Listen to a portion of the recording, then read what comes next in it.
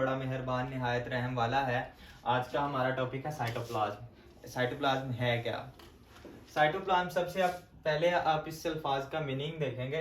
Cyto का मतलब होता है सेल और प्लाज्म का मतलब होता है फ्लूइड। आपको याद हो, आपने एक डेफिनेशन पढ़ी थी, the study of cell is called cytology. ठीक है, उससे वर्ड लिया गया साइटो। साइटो मीन सेल और प्लाज्मा बोलते हैं फ्लूइड को। ठीक है, अब फ्लूइड भी कई तरह का हो सकता है। अब आपके पास लिक्विड है, पानी है, उसको भी आप लिक्विड बोलते हो। उसके अलावा आपके पास शहद है, हनी है, उसको भी आप लिक्विड बोलते हो। तो फ्लूइड भी कई तरह का हो सकता है। ठीक है, तो अगर आपसे बात करें इसकी साइटोप्लाज्म की, तो साइटोप्लाज्म के बारे में इस तरह लिखेंगे, the liquid semi viscous, viscous बोलते हैं गाढ़ेपन को। ठीक है, semi viscous and semi transparent. Transparent बोलते हैं यानी कि दोनों तरह से नजर आ रहा हो। ठीक है, सेमी मतलब हाफ, यानी कि आपको मैं बताता हूँ आपको, semi viscous and semi transparent fluid is called cytoplasm.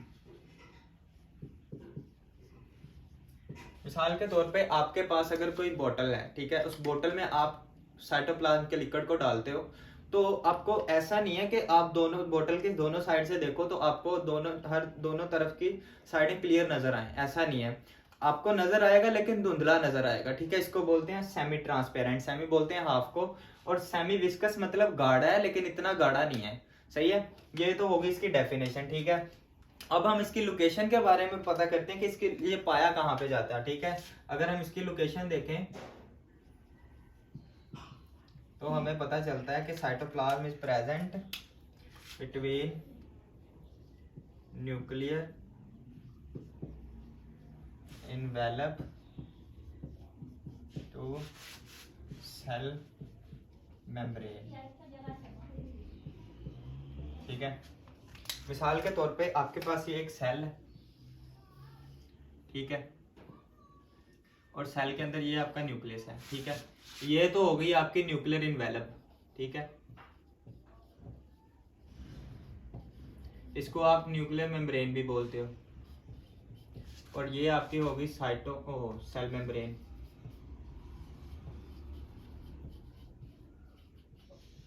ठीक है, और ये जो अंदर यहां से लेके यहां तक का डिस्टेंस है, सारा का सारा साइटोप्लाज्म है।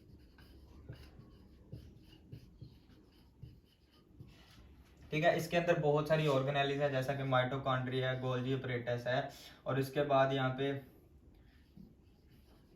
Rough endoplasmic reticulum, endoplasmic reticulum है। ठीक है, सारी ऑर्गेनेलिज सेल के अंदर प्रेजेंट होती हैं, सब अपने अपने फंक्शन को परफॉर्म कर रही होती हैं। ठीक है, अगर हम बात करें इसकी कंपोजिशन की, तो कंपोजिशन कुछ इस तरह से है, ये मिलके बना होता है किसे। अब इसके ज्यादातर mainly compose of water,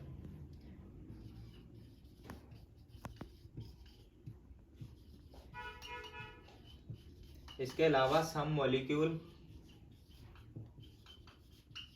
like protein, carbohydrate,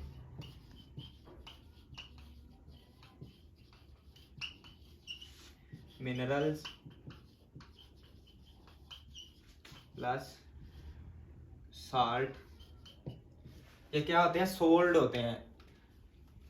इसमें क्या मेनली ज्यादातर वाटर से बना होता है, क्योंकि लिक्विड है, ठीक है, फ्लूइड है, तो ज्यादातर इसमें वाटर है। उसके बाद इसमें कुछ मॉलिक्यूल है लाइक प्रोटीन, कार्बोहाइड्रेट, मिनरल्स और साल्ट, जो इसमें वाटर में कंप्लीटली या पार्शियली सोल्यूबल होते हैं। मतलब कि अब इसमें सारे पार्टिकल्स हैं, ठीक है, तो ये इसमें कंप्लीटली डिजोल्व होंगे। ठीक है, मुकम्मल तौर पर हल होंगे या फिर जुजवी तौर पे हल होंगे, यानी कि कुछ हैवी पार्टिकल्स होते हैं जो कंप्लीटली डिजोल्व नहीं होते। ठीक है, ये हो गई हमारी इसकी कंपोजिशन। अगर हम बात करें साइटोप्लाज्म के फंक्शन की, तो फंक्शन ये क्या करता है, प्रोवाइड स्पेस जगह फराहम करता है किसको, ऑर्गेनेलीज को, फॉर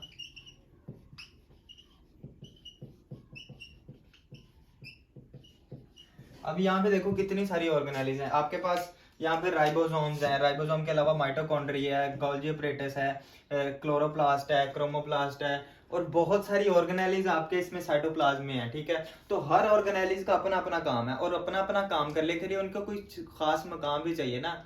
अब मिसाल के तौर पे आपके पास एक फैक्ट्री है, ठीक है, उस फैक्ट्री आपकी वो फैक्ट्री काम नहीं करती, उस फैक्ट्री के अंदर लेबर काम करती है आपके, यानी कि मटेरियल को बनाने वाली लेबर अलग है, उसको पैक करने वाली अलग है, उसको ट्रांसपोर्ट करने वाली अलग है। इसी तरह सेल भी आपकी एक फैक्ट्री है, ठीक है, उसमें मुख्तलिफ एक लेबर है, ठीक है, यानी कि हर किसी का काम दूसरे से डिफरेंट है, सबने मिलके एक ही यानी कि सेल को जिंदा रखना है, जिंदा रखने के लिए हर काम डिफरेंट होंगे। ठीक है, उसके बाद ये जगह फराहम करता है ऑर्गेनेलीज को उनका फंक्शन परफॉर्म करने के लिए। उसके अलावा it is a site for bio chemical. दूसरा इसका फंक्शन ये है कि बायोकेमिकल के लिए की साइट चाहिए। ठीक है, बायोकेमिकल रिएक्शन होते हैं साइटोप्लाज्म में सारे, जैसा कि मिसाल के आपके बुक में जो दी गई है ग्लाइकोलाइसिस। ग्लाइकोलाइसिस में क्या होता है, यानी कि रेस्पिरेशन में क्या होता है, आपके ग्लूकोज के मॉलिक्यूल को तोड़ा जाता है C6H12O6 और इसको क्या बना दिया जाता है, इससे कार्बन डाइऑक्साइड बनाई जाती है प्लस वाटर बनाया जाता है और साथ में एनर्जी मिलती है। ठीक है, अब ये सारा काम किया जाता है किसके लिए, आपके सेल को एनर्जी प्रोवाइड करने के लिए। ठीक है, इसके अलावा आपके सेल में फोटोसिंथेसिस होती है और डाइजेशन वगैरह, यानी कि आपके सेल में बहुत सारे रिएक्शन, बायोकेमिकल रिएक्शन इसको किस लिए बोला है, बायो बोलते हैं लाइफ को, क्योंकि आपका सेल लिविंग है। ठीक है, जिंदा सेल है एक, केमिकल मतलब इसमें बहुत सारे केमिकल रिएक्शन होते हैं, इसमें केमिकल कंपोनेंट्स भी हैं। ठीक है, तो इसमें ग्लूकोज की ब्रेकडाउन की जाती है और इससे ग्लूकोज बनाया जाता है, तो ग्लूकोज की ब्रेकडाउन करके वाटर बनाया जाता है सॉरी, और कार्बन डाइऑक्साइड बनाई जाती है प्लस एनर्जी मिलती है हमें। एनर्जी को फिर सेल अपने डिफरेंट फंक्शन परफॉर्म करने के लिए इसको यूज करता है। ठीक है, ये था हमारे पास साइटोप्लाज्म, और इसके बाद हम पढ़ते हैं साइटोस्केलेटन को। ठीक है, स्केलेटन को साइटो, फिर वही पीछे वाली साइटोप्लाज्म वाली बात आ गई। साइटो का मतलब क्या है, सेल। ठीक है, और स्केलेटन की बात करें, स्केलेटन आप सबको पता है आपके ढांचे को बोला जाता है। ठीक है, इसको हम एक और नाम भी दे सकते हैं, स्केलेटन ऑफ सेल, हम इसको सेल का ढांचा भी बोलते हैं। ठीक है, तो क्योंकि इस आपकी बॉडी को शेप कौन देती है, आपकी हड्डियां। ठीक है, आपकी हड्डियों को ढांचा बोलते हैं ना। मिसाल के तौर पे अगर आपकी टांग की हड्डी टूट जाती है तो क्या आप खड़े हो सकते हैं, यानी कि आपके हाथ को आपके कंधे से मिलाया हुआ है जिस चीज ने, वो क्या है, बोन है। ठीक है, मसल्स को इसने एक दूसरे के साथ, मसल सेल्स को एक दूसरे के साथ जोड़ा हुआ है, जोड़ा कनेक्ट करके, और हमारा एक पूरा स्ट्रक्चर बनाया, हमारी बॉडी को पूरी शेप दी हुई है और एक सपोर्ट भी दी हुई है। ठीक है, हड्डियों के बगैर हमारी बॉडी में कोई सपोर्ट नहीं होती। अगर हम बात करें साइटोस्केलेटन की डेफिनेशन की, तो डेफिनेशन कुछ इस तरह से बनती है, द नेटवर्क ऑफ माइक्रोफिलामेंट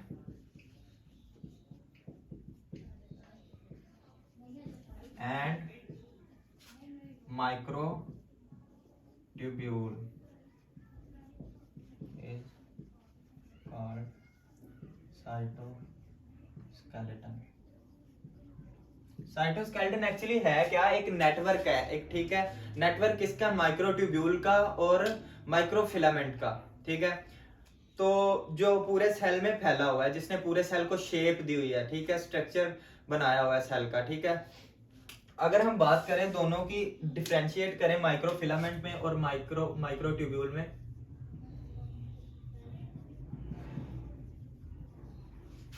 ये हमारे पास है माइक्रोट्यूब्यूल। ठीक है, अगर जब फिलामेंट की बात आ रही है तो फिलामेंट का मतलब होता है कि थिन होता है। ठीक है, और ट्यूब्यूल थोड़ी सी ज्यादा थिक होती हैं। ठीक है, मतलब मोटी होती हैं, और फिलामेंट बारीक सी होती हैं। तो फिलामेंट कैसी हुई, it's a thin structure. And microtubule, tubule आपको पता है कैसी होती हैं, थिक होती हैं। जब ट्यूब्यूल का लफ्ज आ रहा है तो मतलब फिलामेंट तो एक बारीक सा धागा सा होता है, और ट्यूब्यूल आपको पता है अच्छी खासी थोड़ी सी उसमें उसका डायमीटर होता है, ठीक है, ये थिक होती हैं। और बात करें हम फिलामेंट की, ये किस प्रोटीन से मिलकर बनी होती है, एक्टिन से। और माइक्रोट्यूब्यूल किससे, ट्यूब्यूल का लफ्ज आ रहा है, इससे आपने याद रखना है ट्यूब्यूलर प्रोटीन से।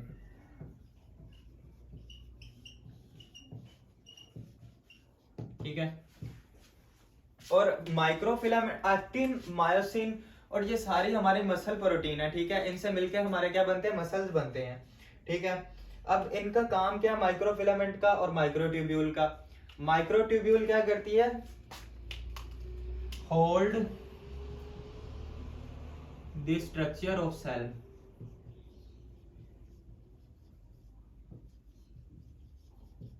इसने आपकी, होल्ड का क्या मतलब है, होल्ड का मतलब है बरकरार रखना। क्या मतलब है इसका, होल्ड का बरकरार रखना, यानी कि ट्यूब्यूलर प्रोटीन है ना, माइक्रोट्यूब्यूल्स हैं जो इसने आपके सेल के स्ट्रक्चर को बरकरार रखा हुआ है, ठीक है, एक प्रॉपर शेप दी हुई है, ठीक है, उसको सपोर्ट भी दी हुई है। ऐसा नहीं है कि आपका सेल पिचक जाए और यानी कि उसकी सारी ऑर्गेनेलिज वगैरह हैं बाहर आ जाएं और उसको डैमेज हो जाए, डेड हो जाए आपका सेल, ऐसा नहीं है। इसको बरकरार रखने के लिए कुदरत ने सारा निजाम बनाया हुआ है, ठीक है। अगर हम बात करें माइक्रोफिलामेंट की, ये क्या करता है,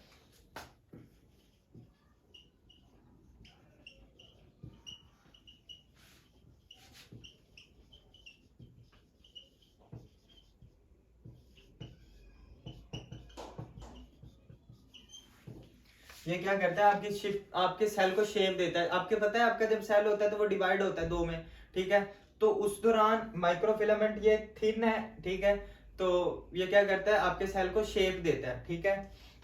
आपकी बुक में जो लिखा हुआ है वो पढ़ते हैं हम। तो cytoskeleton is network of microfilament and microtubule, ये दोनों क्या है, प्रोटीन्स हैं, ठीक है। Microtubule are made of tubulin protein और used by cell to hold their shapes.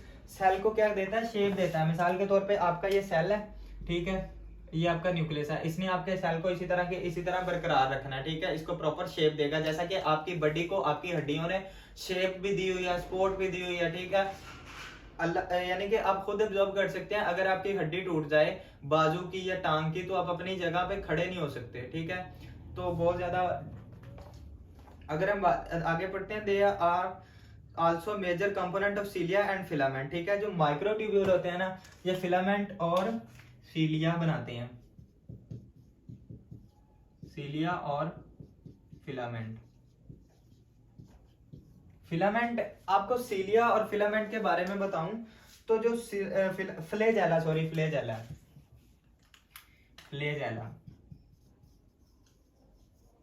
ठीक है।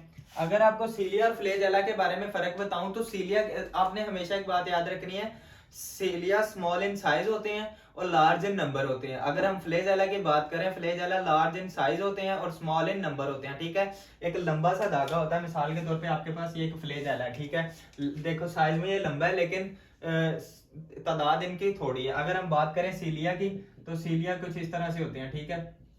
ये दोनों ना लोकोमोटरी स्ट्रक्चर हैं, फ्लैजेला भी और सीलिया भी, ठीक है। ये ऑर्गेनिजम्स को मूव करने में उनकी मदद करते हैं, ठीक है। दोनों कैसे हैं, लोकोमोटरी स्ट्रक्चर हैं। सीलिया स्मॉल इन साइज होते हैं और लार्ज इन नंबर होते हैं। फ्लैजेला की बात करें तो लार्ज इन साइज और स्मॉल इन नंबर होते हैं, ठीक है। तो filament, microfilament are thinner and made of actin protein, they help cell to change their shape, ठीक है। ये क्या करते हैं, सेल को उनकी शेप क्या करते हैं, चेंज कर देते हैं सेल की, ड्यूरिंग जब डिवीजन होती है सेल की। आपको पता है जब सेल की डिवीजन होती है तो हर चीज डिवाइड होती है, डिवाइड होकर सेल दो नए डॉटर सेल में डिवाइड हो जाता है, ठीक है, दो नए डॉटर सेल बना देता है। तो ये था हमारा साइटोस्केलेटन और साइटोप्लाज्म। इंशाल्लाह बाकी सेल ऑर्गेनेलिज्म हम कल पढ़ेंगे।